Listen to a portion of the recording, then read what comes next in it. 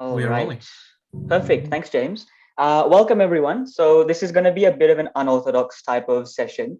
I'm just going to be taking you through maybe like 5 or 10 minutes about my experience with one of the assignments you'll be having, which is the EPI assignment.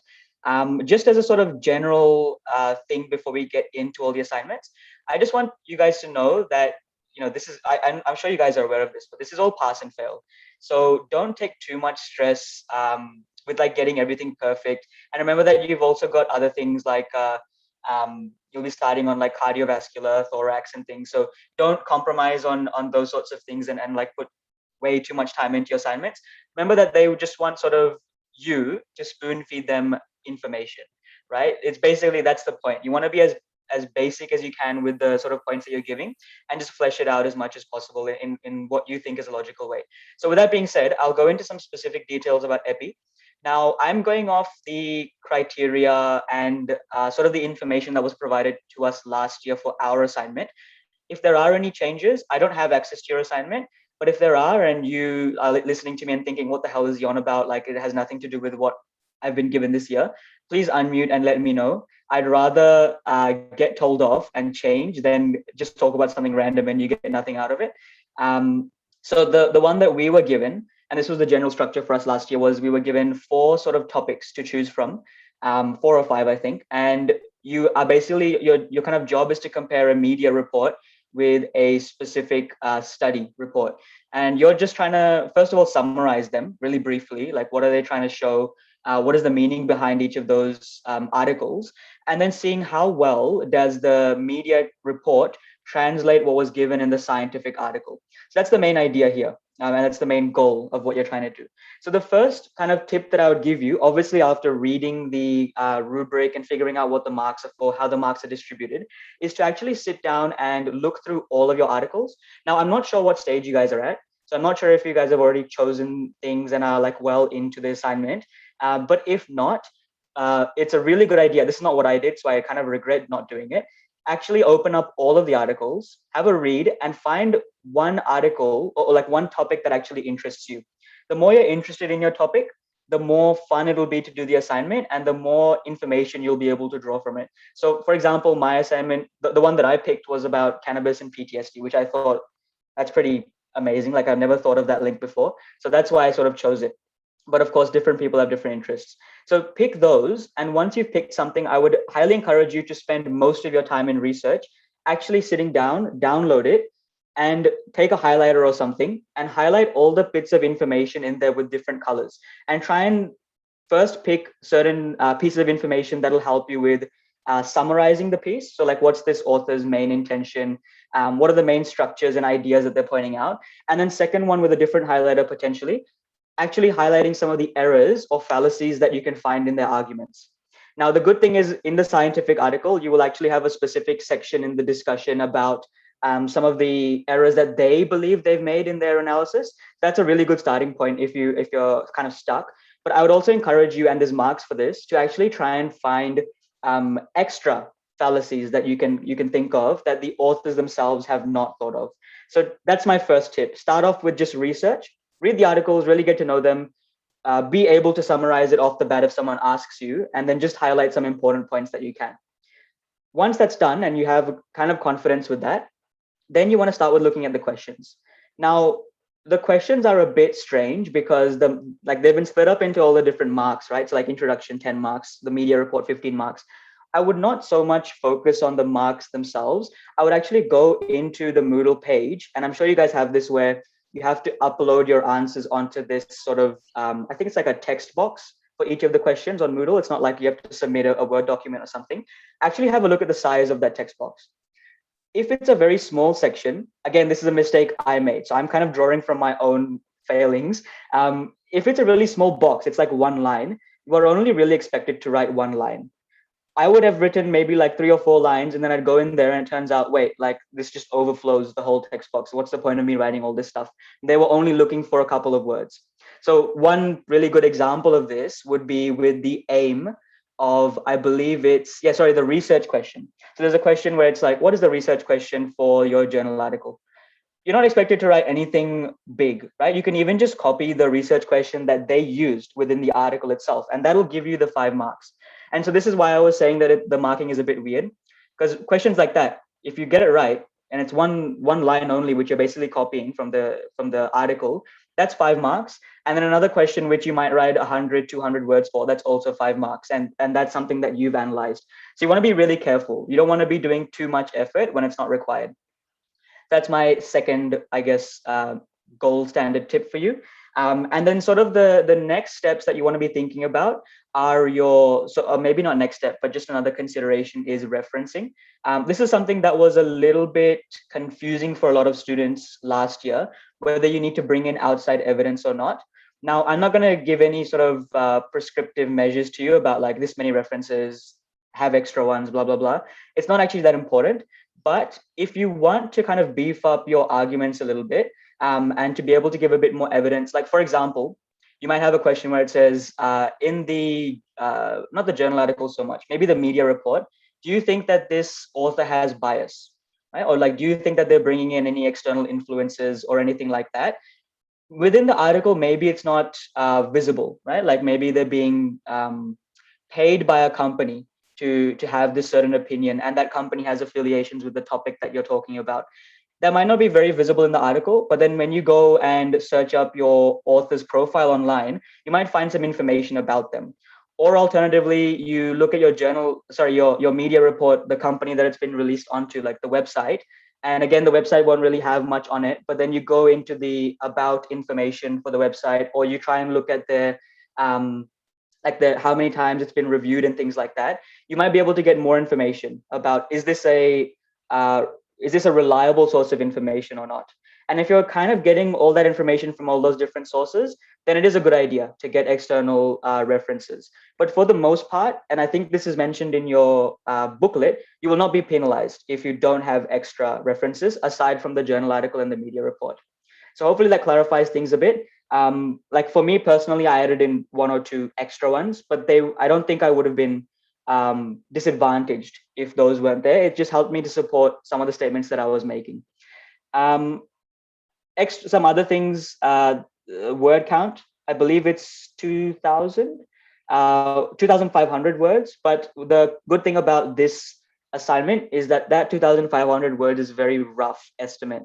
So you can go over, you can go under. And I've already mentioned this, you just have to try and fill up the text box. As long as you do that, it doesn't matter if you have 2,000 words, that's fine.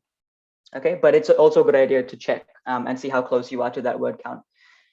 And I think that's probably it. I'll probably leave some of the more specific discussion points to the Q&A. And I know I can only really give general advice because all the 4 articles have very different themes, very different issues they're tackling. And there are also sub-questions. So you're looking at things like audience, biases, study design. So I'm not going to go into those because it would be kind of pointless for me to generalize. But if you do have any questions, stick around and I will answer them once all the assignments have been explained. So I'll pass it on to Janel and James to talk about the next assignment. Thanks, everyone. Thanks, Jainam. So now we're going to have a look at the rural health assignment. And with that, again, it's a very similar structure. We're not experts at all with all these assignments, but we're going to give you a little bit of guidance as to how you can go about structuring your response to each of these assignments. So with the rural health one, I'm not sure if it's the same for this year. So let me know in the chat whether it's different for you. But normally they have 2 tasks that are split up for the assignment. So they're giving you a STEM or a case which they're giving you. Last year for us, it was a dialysis patient and we had that as our case scenario. But this year might be different for you. So let me know if that's the case. But the tasks are split up into 2 areas. The first one is the concept map. And that's just where you're going to make a little concept map of the clinical and non-clinical services that are used in your particular town. Because again, you're also going to be given not only the case scenario, but for each group you're in, you're going to be given a particular area that you want to focus your concept map on, right? And so you're going to be looking at clinical and non-clinical services in those areas. So you can't just say the GP practice. Ideally, you want to say practice that you can find in that area. So you might want to use Google Maps or some other resource to try and actually hone in on that area and find actual names that you can use. And the reason I say this is that sometimes you might actually think, oh, why don't we put in for one clinical service, nephrologist, for example, for dialysis. But in reality, when you go onto the map and check in your area, there is no nephrologist there because again, specialist or specialist care tends to not be well available in rural areas. So you've got to be careful of that, because you want to account for the fact that in some of these services, they're going to be spread out very, very far across different areas. And so that's just one sort of tip there that I want you to keep in mind, is that make it highly specific to your town, and use names to sort of make it specific as well. What else is there? So you'll also be marked as well in presentation and communication relationships for your mind map as well. So it's I'd recommend using icons wherever you can. That'll just make it easier for you to understand and for the person reading it to understand as well. So try and not make it word heavy and just filled with text. I do just have the name of that service and then a picture or like a diagram showing what it conveys, so that you have a very clear to understand diagram, really. Also, I'll mention over here as well. No, that's the main thing there. But one thing I want to mention as well is that it might be difficult trying to coordinate all of this stuff in a group, because you're going to be wanting to make that mind map together. So last year, our group used a software called app.diagrams.net, which is basically an online flowchart maker, which you can actually all edit collaboratively. It's a bit clunky to use, but I'll just put it in the chat so you guys can have access to it as well, and sort of experiment with that.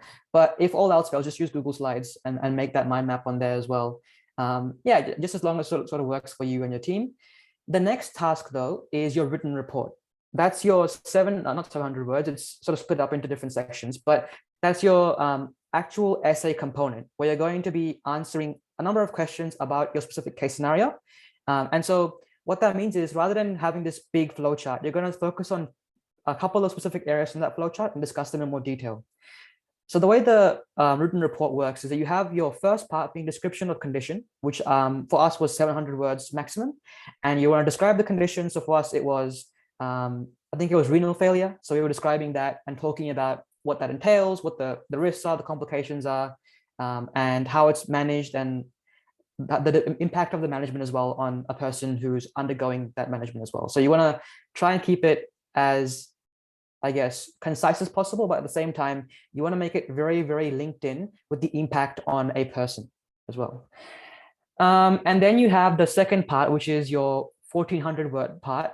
So it's got two parts to it. You're going to describe one clinical and one non-clinical service. So you'll have your mind map, but you're going to choose one of those services on there and then expand on that and explain in more detail what that service actually means for the person. So you might talk about the nature of the service, what it's providing, who would use it, who can actually use it, like accessibility wise, differences in availability between rural and metro areas, or comparing it between different areas, and so on and so forth, talking about referrals and affordability and all that stuff, which is already laid out for you in your rubric.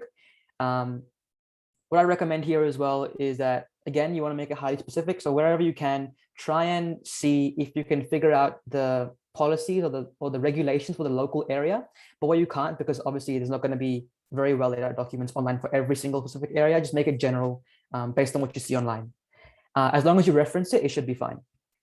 And then the final bit is your other issues bit. So basically it's where you couldn't basically talk about every single thing in your concept map. So you just have an extra section at the end there where you can very briefly talk about the other points, talking about the other clinical, non-clinical services, challenges for GPs that might be there, and other factors as well that may influence health outcomes, which are, again, all laid out to you in your rubric.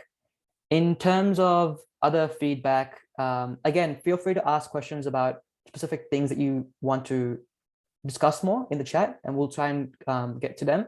But what I recommend as well is that, again, with this assignment, you don't need to do too much research, as long as your research is good enough to answer the questions that are given to you. And as long as it's backed up and like on an official website, not some dodgy document you found online, it should be fine. And yeah, I'll pass it on to James if he has anything else to add. Otherwise, I think that's basically it for this section as well. Yeah, Jenna covered it pretty well.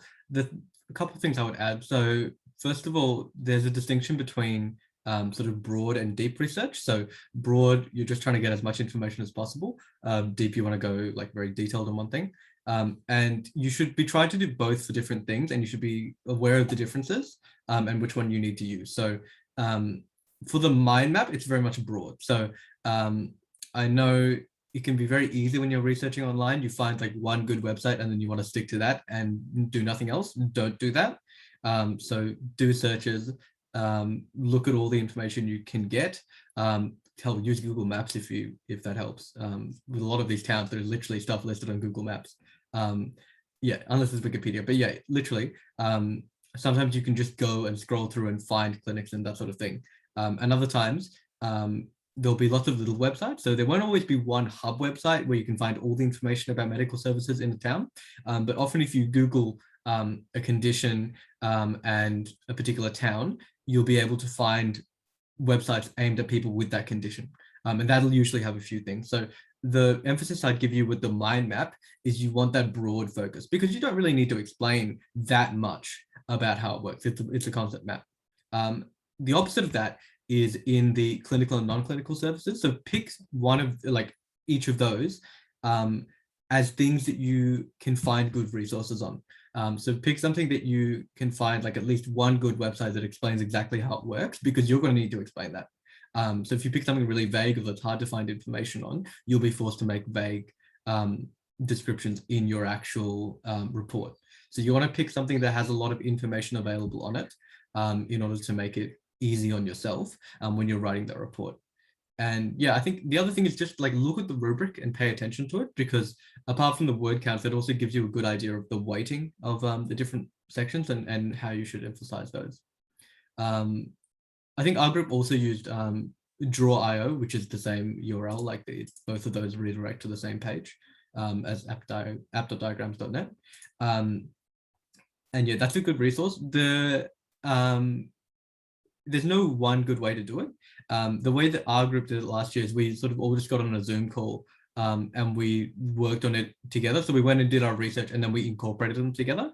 I think that worked quite well because it can be very hard to work on a mind map separately, bit by bit.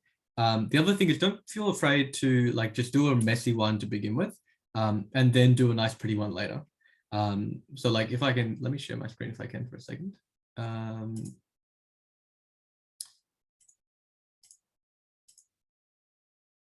All right, I don't know if you guys can see that. It should be a big mind map on the screen. This is a big, fancy, prettied up sort of mind map. You're not really going to do this at your first step. So your first one's going to be really messy. There's going to be all sorts of random stuff on there, and none of it's going to look any good. That's fine, because you just need to get stuff down and you need to get the links between them. Those are the most important things. Once you have those, then you can move around and pretty it up. So I'd emphasize doing that. So take it slow. And the most important thing is to just be aware of what's important to sort out now and what you can sort out later, and focus on those things first. But yeah, I think we'll hand it over to Kyle, who has some stuff to say about HLSD. Yeah, and I have a really brief presentation. I'll try and speed through so that we can get to answering your questions. So let's not crash. We are channeling but not crashing energy. All right, lovely. So human lifespan development assignment, it's due in about 3 weeks and 3 days at 9 a.m. So I just thought that was a little bit notable. Yeah, it's not that 11:55 p.m. kind of vibe. So make sure that if you're thinking, oh, it's due Monday, yeah, it's due Monday early. Word count is 1,500 words, although there's not any punishment for going over 10% of that. Going over 110% of that, but they'll stop reading. So really 1,650 words is your max. The requirement, so this year you've actually been given 6 people to choose from within your group. And so you choose one individual. And I'm going off of documents that Asha has supplied to me, so thank you. But yeah, definitely use the resources, the rubric and the additional student advice documents that Dr. Presnell has given you, because those have basically all of the information I'm telling you, aside from some little tips. The general structure is that you give a brief description, then you talk about the ongoing development of your person. That's the biggest marks, 6 marks on the ongoing development, the key issues. Then you talk about potential targets for behavior change, potential future developmental issues. If they've died, then what if they hadn't died? If they're living, then what do they have to look forward to? And then questions which are developmentally related, you frame them in a dot point setting, 5 to 10 roughly, and those aren't included in your word count. So really these first 4 points are the 16 marks that are actually counted as word count. So it's about 100 words per mark if you look at the rubric. And I mentioned that again. Referencing, there's no specified referencing style. So you could do Harvard, Vancouver, APA 6, whatever you choose. Although I'd probably err on the side of caution and pick one of the ones that Presnell has given as examples. But make sure that you're using the Monash Library Guide for that. I've included it as a link, and I'll make sure these slides get out to you guys. Formatting, pretty straightforward, 12-point font, 1.5 spacing. And yeah, please use the rubric. As with all of the assignments, the rubrics really do give you the insight on what they'll actually be marking you on, because that's what they'll be using to mark you. So important to remember, let me just make my video thing a bit smaller. So remember that you want to be focusing on developmental issues, not achievements. That's reflected by Dr. Presnell mentioning that as well. So it's cool to talk about how Hermione did something. I can't even remember Harry Potter. Oh my goodness, I've read the book 7 times. But anyway, but like really what we want to be looking at is how has Hermione developed? What have been sort of the barriers to her development, and how has she overcome them? How have they affected her, etc. But really the developmental issues, what indicates that she's progressed through them, what would help, things like that, relating to the specific questions that you guys are given. Use the rubric. Once again, I cannot underscore it enough. Another thing is de-identification of your subject. So I've got the little slide here that Dr. Presnell gave you on it. Obviously, you're not going to be able to fully de-identify them, both because you tell on the front cover the sources that you've used for the subject. And on top of that, you also, like if you mentioned that it's a magical being who's a young woman, and you've mentioned Hermione's friends and stuff, it's going to start becoming obvious that it is actually Hermione Granger. But we're really just trying to sort of do it as a show of faith. And so, yeah, just pick a name that doesn't have anything to do with the person, your subject. Just use any reasonable pseudonym. Don't use just their first name or their initials, because that's still sort of arguably identifiable. So, yeah, and then you've been instructed as well to provide a statement to this effect relating the de-identification. So here's just the clip I put in at the end of my brief description of the subject to that first written section that is marked. So JD's name has been changed for the purposes of this report to protect her identity. I think that was, I'm pretty sure, quite sufficient. Yep. All right, what to use? So that was a question I got. So apparently most students in the past, according to these slides, the additional student advice slides that Dr. Presnell gave, we've mostly used Erickson, Bronfenbrenner, and Baltes. So I used Erickson, Bronfenbrenner. I think that was the main two that I used.